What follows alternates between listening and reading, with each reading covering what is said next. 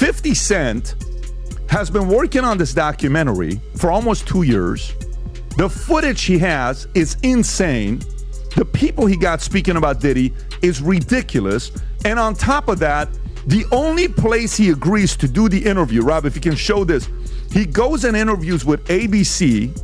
And there's an Instagram post he put up, Rob. I don't know if you have that or not. If you go on his Instagram account, he goes and does the interview about Diddy's documentary on ABC. We have to talk about Tupac, which I wasn't committed to, but then I watched the doc. So didn't know you were getting that. You have a lot of people saying stuff in there that makes it sound like maybe he was responsible for that murder. Which has never been proven. That's a very serious thing. But you have Keefe D over in Vegas now, getting ready to go on trial for that case, saying those things. Who shot Tupac? I already know who shot. I believe in karma. I believe in all of that. We are here today to announce the arrest of Keefe D for the murder of Tupac Shakur. Burn, motherfucker, you deserve to die. Talking about you getting money, but it's funny to me. All you niggas living for me while you fucking with me. Right after I heard Tupac got shot, and I was so weak, I damn near fell over. I immediately flew to Vegas, and I walked in the room, and I seen him laid out on the bed with all kind of tubes in him. And his mom came over to me, and she grabbed me, she held me up, and she said, "Baby, you got to be strong." And I went and sat next to him and whispering to him, telling him I loved him and to hold on, and he was gonna be okay. And even in that moment, his mom was thinking more about me than herself and showing me how to love strong.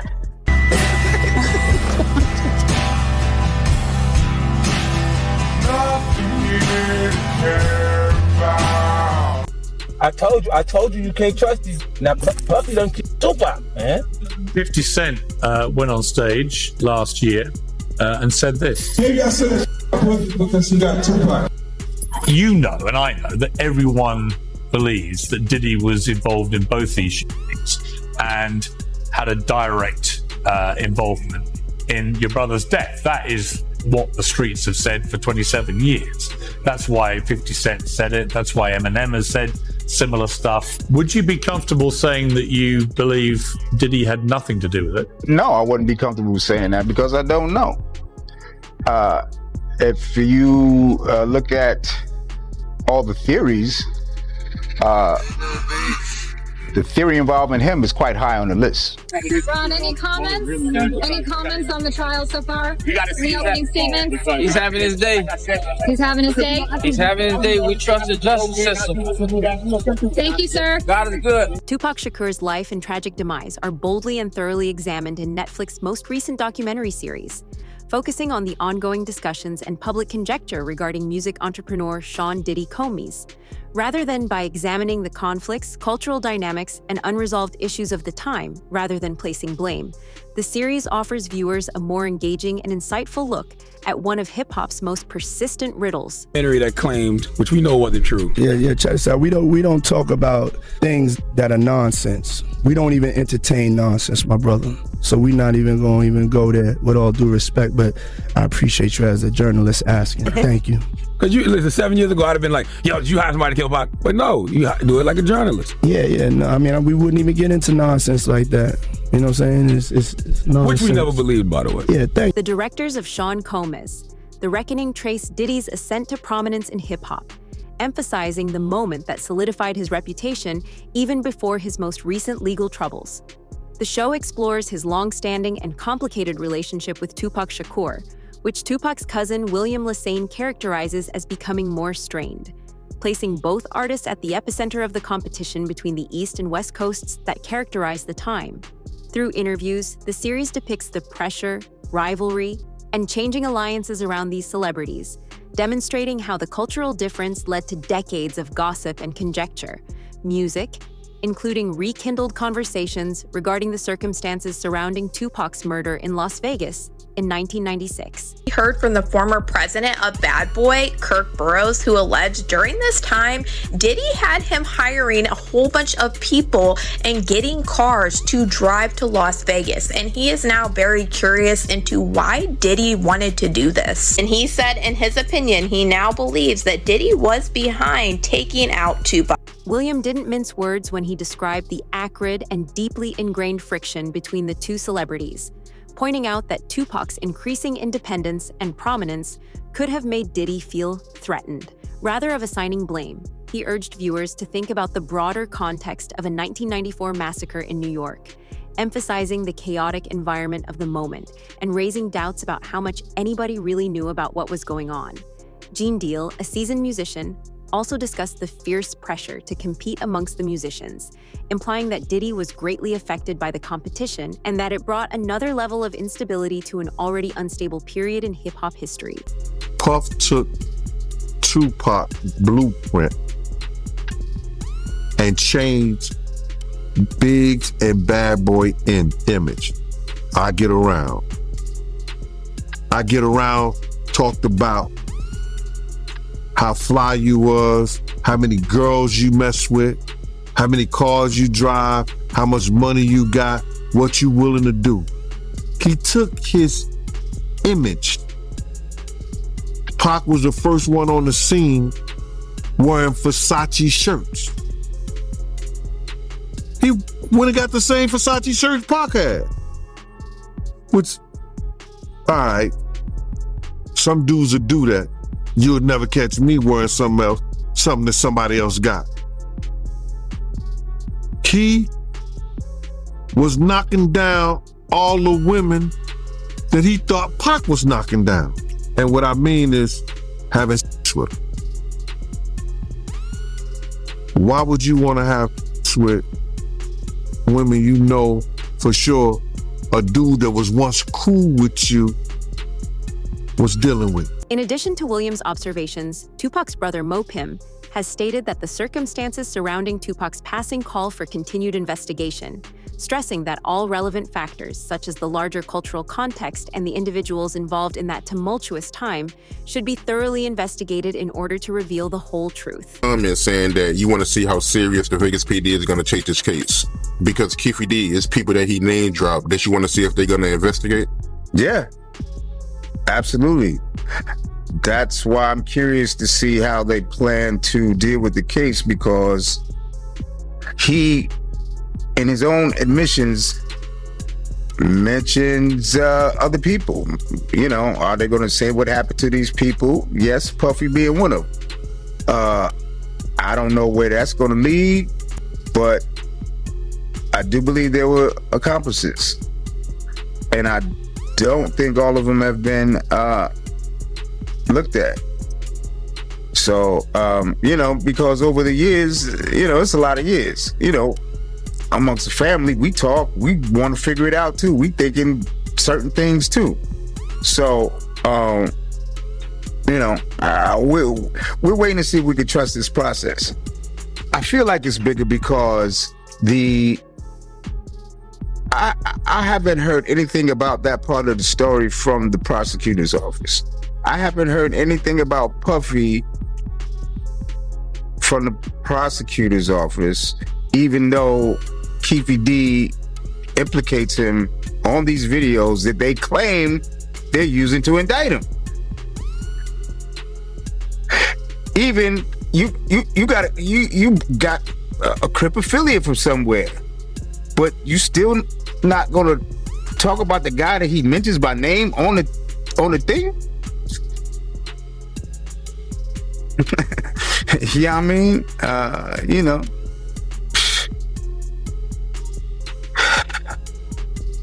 it's exhausting. You know, or you know, I'm waiting to see how far they go, because that's what everybody's talking about. That's what everybody's talking about. What about Puffy? You know, so it would be weird that the prosecutor's office wouldn't know and address it. That's why I don't know whether to trust this shit or not. You know? Mopra subsequently said that Tupac's brother seemed to be attempting to make a significant statement in his last moments. Music. A recollection that has been with him ever since and keeps motivating him to find out the truth. Condition, because you got so many conflicting stories, right? You got some people that say that, you know, Tupac was moving in the hospital, he was, you know, talking in the hospital, but you being there, from your point of view, how was Tupac condition? By the time I got there, remember I was coming from LA, so by the time I got there, he had tubes in his throat, in his nose, in his mouth. So he ain't talk to me, not verbally. He was conscious. He was trying to talk. He did want to talk, but he didn't actually verbalize any words. I always, that's gonna be one of the biggest mysteries in my life, because he was trying to tell me something. He was trying so hard. He was shaking the bed. He was looking at me, with his big old eyes, and I know he was trying to tell me something, but I don't know. Something else I want to ask you, because I think it would be appropriate before we get off the Vegas thing, last thing, because I know I did an interview with Napoleon, and they all gave me their reasons why Afeni pulled the plug because of his condition, but I mean, it would be more appropriate since you was his brother. Afeni, her decision to pull the plug on him, from your point of view, what made her pull the plug, respectfully? Because he had already flatlined a couple of times. And she didn't want him to keep going through that. So I think it was like twice before she, let him go. And that's reasonable. You know what I mean? When I was, when I found out, The conflict between Tupac and Diddy may have influenced the volatility of that period considerably more than Kirk Burroughs, a former senior executive of Bad Boy, recognized at the time. William agreed, describing how the two musicians' relationship became more tense as Tupac followed his own path and Diddy fueled Biggie's quick ascent. Music, William claims that Diddy had planned for more in-depth creative partnerships with Tupac. However, their conflicting goals created a competitive environment that only made tensions worse.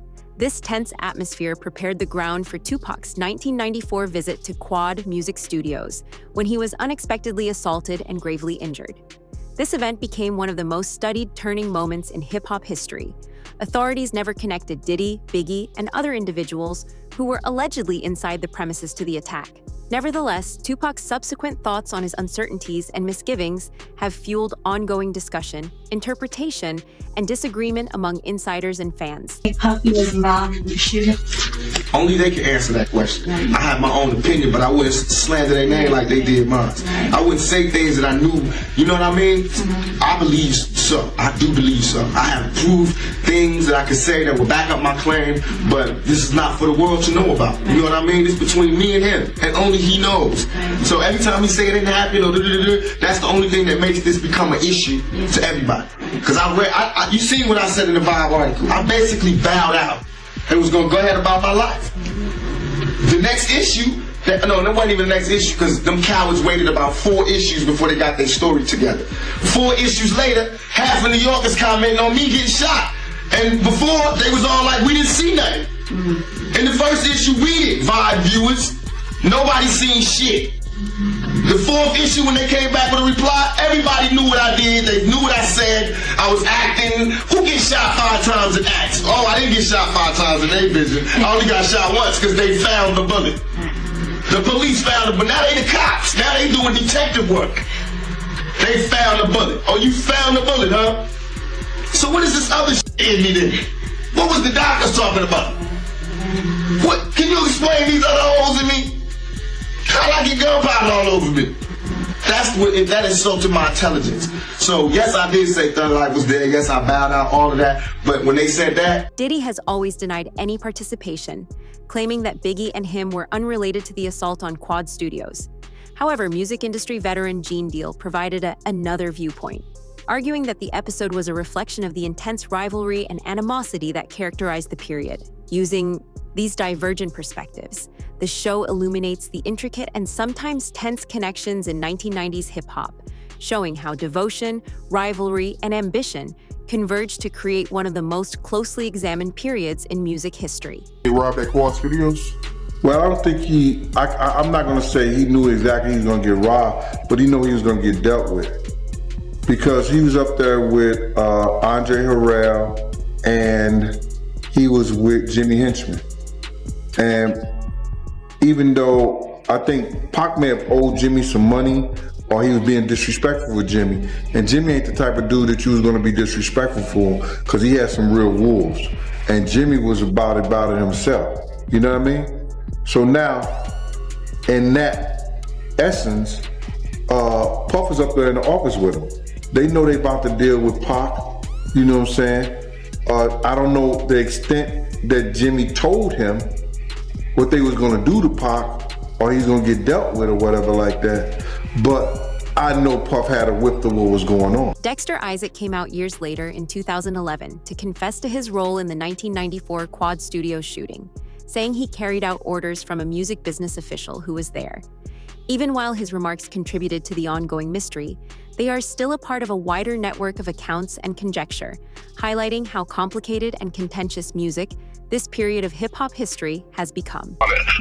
You know that he had another bracelet that was like a bicycle chain with charms on it, right? Just gonna say that, all right? He had the diamond chain on with the chain with diamonds at each length going through it, right? He had a big stone on the diamond ring and a smaller stone, one for 35,000 and the one for 20,000. All right, so even Stretch that did this shit, I took his bracelet too, yeah, and changed it and put his name, my man's name on it, and took off the name on it. So motherfuckers claiming that this. Even so hold on, homie. Claimed that he was Tupac's stepdaddy, wrote me and wanted me to have my people meet him and give him back the chain and shit, talking about some redemption shit. You know, them niggas ain't had it, man. So hold on, hey Dex. So that day that happened, November 30th, 1994, it wasn't just Tupac and Freddie Nichols. Stretch was with them too?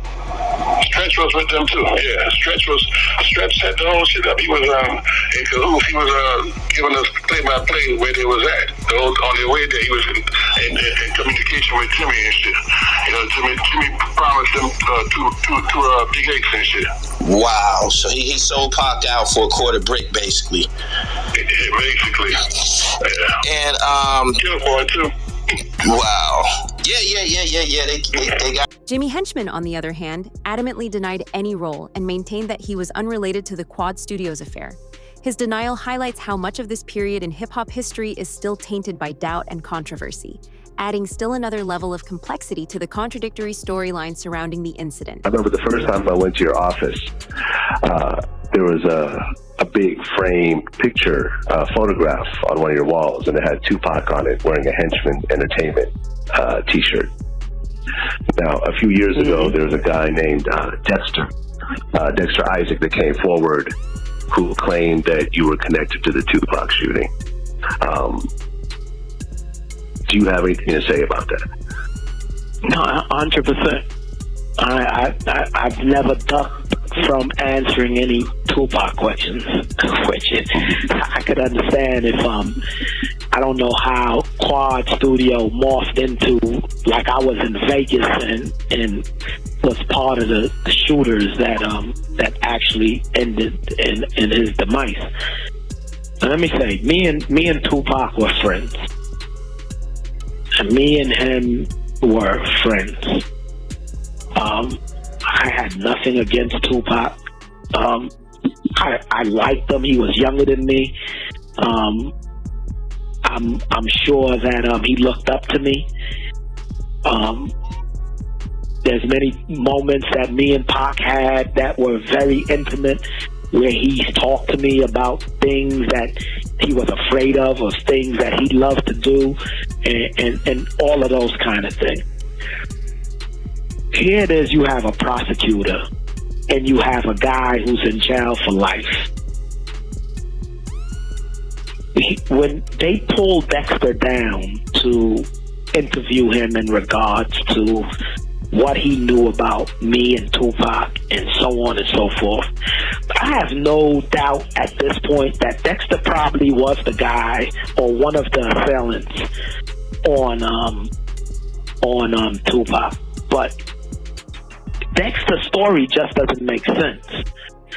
Dexter tells a story that I wanted a ring for my fiance, and so I tell him to get the diamond ring from Tupac so I can give it to my fiance, and so on and so forth. He tells this magical story. The only person that can believe such a story is Todd Kaminsky, who was the prosecutor who was trying to make something out of nothing. William Lesane claims that all of the information that has surfaced over time has made him reevaluate the whole narrative, demonstrating how stressful and complicated the time period really was. Music and public remarks fueled the competition between the East and West Coasts, which only became more intense.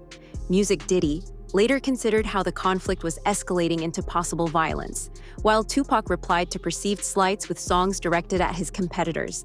Dwayne Keefe D. Davis, Music, who is presently connected to inquiries into Tupac's 1996 demise, is also included in the documentary. Davis took part in a proper session in 2008, which is a place where people may talk freely without fear of their words being used against them in court. According to Detective Greg Kading, Davis provided a detailed account of the tremendous rivalries, connections, and pressures that characterize this chaotic period in hip-hop history throughout these sessions by sharing his understanding of the environment at the time. Just to make it clear, man, when Puffy came to LA, you used to give him protection, right? From the Southside Crips, because he was scared of Suge Knight? It speaks for itself, my brother.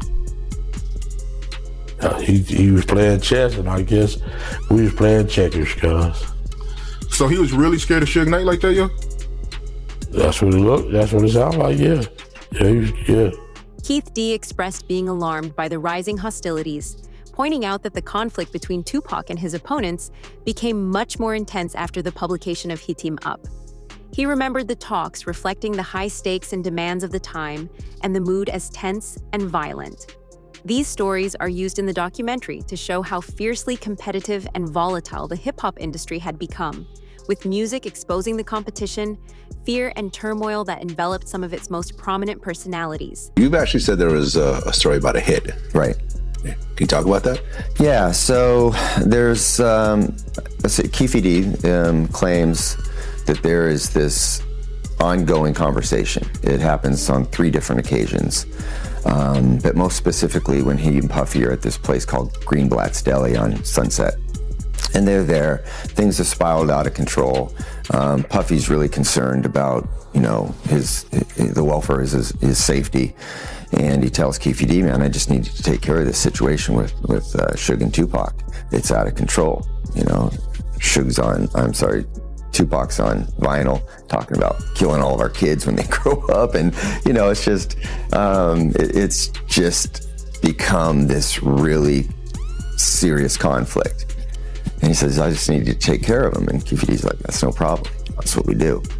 And so an agreement was made, according to Keefe D, for an amount of money. And they kind of just let it go at that point in time. But of course, Keefe D knows in the back of his mind, this is what Puffy wants done. And they all end up out in Las Vegas. Suge's out there. Well, before you say that, there's a couple things I want to talk about in Vegas. So when you say that Keefe got offered an amount of money, according to him, was there a dollar amount? Yeah, so there was a dollar amount. But I think that, the nuances of this conversation are that, like, man, I'll give you $1 million, whatever it takes. It's like exaggerated speech. But of course, when we interview Keefe D, he's like, yeah, that's the agreement amount, was $1 million. So according to Keefe, he's claiming that Puffy offered him $1 million to kill Suge or Tupac? Both of both. Yeah, both their names came up. And according to Keefe D, he says, Tupac's put himself on the list by all the talking that he was doing. But it was really about Suge, because it was Suge's muscle that Puff. Beyond the disputes pertaining to the extreme attention and curiosity that have followed him throughout his career, Tupac Diddy has long been the subject of rumors and conjecture connected to other high-profile hip-hop incidents.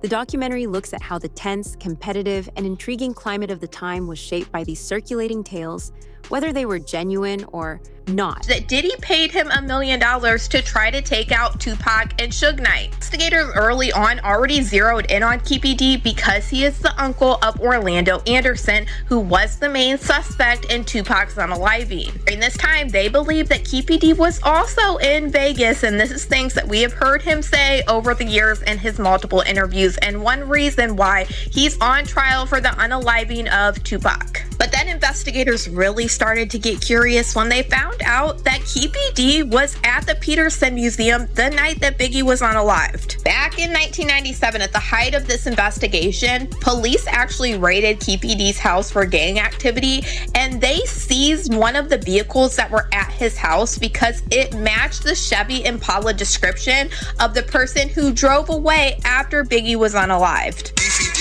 was a shot caller for the Southside Crips and the uncle of Orlando Anderson. It was determined that Keefe D had been in Las Vegas along with his nephew Orlando the night Tupac was shot. Additionally, Keefe D's name had come up in the original Biggie investigation when it was discovered that he was at the party at the Peterson and he had access to a Chevy Impala. After Tupac was shot, there was rumors on the street that Bad Boy Records owed the Southside Crips $1 million. After seizing Keefe D's vehicle and raiding his house for gang activity, this is when investigators would first try to question Keefe D if he had any involvement in Biggie's unaliving. And at this point in time, he really didn't talk, and he told them that they were barking up. Kirk Burroughs remembered the peculiar events of the night Tupac was shot, including as the group's independent travel arrangements to the Mike Tyson bout, which gave an already hectic evening a unique twist. Kef D's memories of the subsequent events are also highlighted in the series, which also emphasizes how Diddy has continuously denied any participation in music and was never taken seriously by Las Vegas police. Beyond the events of that evening, the documentary delves into the intense rivalry and tensions that mold Tupac and Diddy's relationship. It captures the combination of ambition, strife, and scrutiny that put the hip-hop community on edge and still sparks discussion decades later. That's a similar story to what I heard from somebody that I know is not, I know she's not lying because she had no reason to lie. First, she told me she saw somebody doing something to him, and she walked in and she thought, he didn't, he never said nothing. He didn't even acknowledge her. So she's thinking she's under the radar. Next thing, she's hanging out in Miami, and, she comes in back and says she don't know what happened, and she woke up, and so, What did she say she saw? Someone giving him head. That's as far as I'll go, and then you could do the math. Were they famous? Did she say they were famous? Oh, no, they wasn't famous. They was an assistant working with her. Yeah. So. An assistant. I want to guess, but I'm not. She didn't tell me who no, it's not somebody that you would know. It was somebody that, she came there, she worked doing photography and, some type of media work where they shot ads and things like that. They were there to work, and she walked in the wrong bathroom and caught the wrong thing. Oh, wow. So, she got drugged. It probably was some videotapes made to tell her to shut the hell up and don't repeat what she saw. The documentary looks at more than just Tupac's death. It also sheds insight on Diddy and Biggie's friendship, posing questions about how sincere and direct their relationship was. Those closest to him said that the truth was far more nuanced than appearances. Revealed, exposing the complicated interplay of tension, ambition, and devotion that characterized one of hip-hop's most well-known collaborations. Burroughs, I want to go back to this interview that he did with Rolling Stone. He said that Diddy, he was jealous of the relationship between Tupac and Big. And he also went on to say that Diddy, he wanted to be friends with Tupac, but Tupac wasn't interested. Diddy and Tupac was friends at first, bro. I remember the time me and Diddy rolled up to Pac in, I think it's what's the name of that club? The Roxy. There was some kind of concert going on, and they was talking and everything. They had a friendship. I don't know why their friendship fell out. Their friendship was before before Biggie and Pac. So I don't know why they fell out. I know every girl that Tupac had, Puff wanted and got. So did he have jealousy? Yeah, he had a jealousy of Pac. But I think that it was more so that he knew Big was the meal ticket, and that Pac wanted Big to be with him with Thug Life, but he didn't have the money at the time. And when Big got the money from Puff, Pac gave him the blessings to go with him, but he also told Big that he had to watch Puff because Puff was gonna rob him blind. So you believe Kirk Burroughs when he say that, you know, Diddy, he was jealous of the relationship between Tupac and Big? I don't know if I could say he was jealous with his relationship with Big. He didn't like Pac. It's something that happened between Pac and him that he didn't like it. All things considered, Music the documentary depicts a striking image of fierce rivalries, high-stakes tension, and complicated relationships in 1990s hip-hop, demonstrating how disputes between prominent personalities like Biggie, Diddy, and Tupac fueled rumors and discussion for decades. Although it poses queries about the time period, it does not prove any wrongdoing. Thus, viewers are left to make their own judgments about the relationships and events at work. Leave a comment below with your opinions.